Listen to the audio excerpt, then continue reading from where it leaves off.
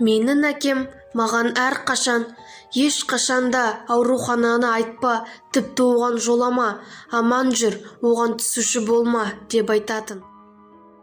Бір күні мен әкеме келіп, әке, не үшін маған аурухананы қорқытып айтасың? Не болып қалды деп айттым. Ол маған өзінің басынан кешкен оқиғасын айтып берді.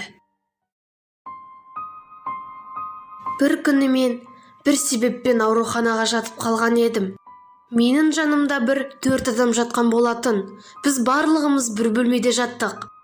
Содан кейін түн батып, барлығымыз ұйқыға кеттік.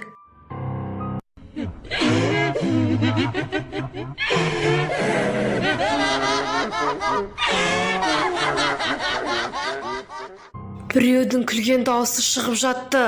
Мен үндемей өзімнің төсегімде жата бердім.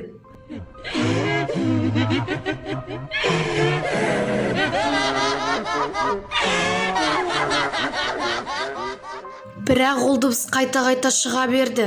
Менің жанымда жатқан бір науқас тыныш жатшы деп айғайлап жіберді. Ал ол күлкі болса тоқтап қалды.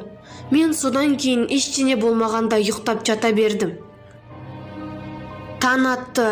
Таң атқаннан кейін мен суық хабар естідім. Сөйтсем, түндегі тыныш жатшы деп айғайлаған кісі өмірден озып кетіпті.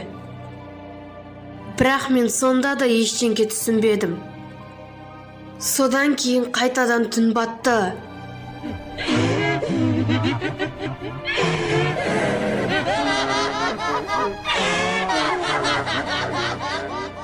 Әлгі күлкі қайтадан шыға бастады. Мен содан кейін үндемей ұйықтап жата бердім. Бірақ сонда да сол күлкі қайта-қайта қайталана берді.